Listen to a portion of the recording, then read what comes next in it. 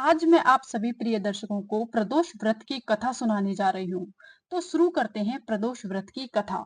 बहुत समय पहले देवताओं और असुरों के बीच एक भयंकर युद्ध हुआ। असुरों की शक्ति लगातार बढ़ती जा रही थी और देवता पराजित हो रहे थे।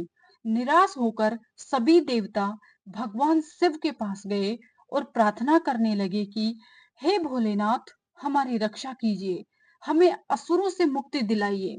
भगवान शिव ने मुस्कुराते हुए कहा, हे देवताओं, त्रयोदशी तिथि के प्रदोष काल में जो भी भक्त श्रद्धा पूर्वक मेरी पूजा करेगा, उसके सभी पाप नष्ट हो जाएंगे। उसे सुख, शांति और समृद्धि प्राप्त होगी। तुम सभी भी इस दिन उपवास रखो और मेरी आराधना करो। उसी समय चंद्रमा को भी क्षय रोग हो गया था। उनकी चमक कम हो गई थी और वे बहुत चिंतित हो गए थे। ब्रह्मा जी ने उन्हें सलाह दी कि वत्स, भगवान शिव की आराधना करो और प्रदोष तिथि का व्रत रखो। निश्चित ही तुम्हारा रोग दूर होगा। ब्रह्मा जी की बात मानकर चंद्रमा ने प्रदोष तिथि का व्रत रखा। उन्होंने पूरे दिन उपवास किया।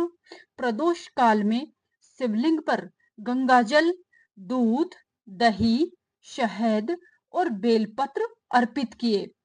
ओम नमः शिवाय मंत्र का जाप किया और पूर्ण निष्ठा से भगवान शिव की पूजा की। उनकी भक्ति देखकर भगवान शिव अत्यंत प्रसन्न हुए और बोले, वत्स, चंद्र, मैं तुम्हारी उपासना और तपस्या से प्रसन्न हूँ। आज से तुम्हारे सारे कष्ट समाप्त हो जाएंगे। तुम्हारी ज्योति पहले से भी अधिक बढ़ेगी। साथ ही जो भी भक्त प्रदोष तिथि के दिन व्रत रखकर मेरी पूजा करेगा, उसकी सभी मनोकामनाएं पूर्ण होंगी। तभी से प्रदोष व्रत की परंपरा आरंभ हुई।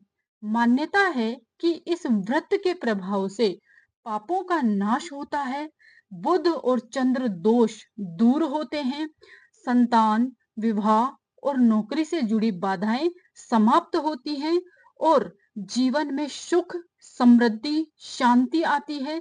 विशेषकर जब यह व्रत बुधवार को पड़ता है, तो इसे बुध प्रदोष व्रत कहा जाता है और इसका महत्व कई गुना बढ़ जाता है।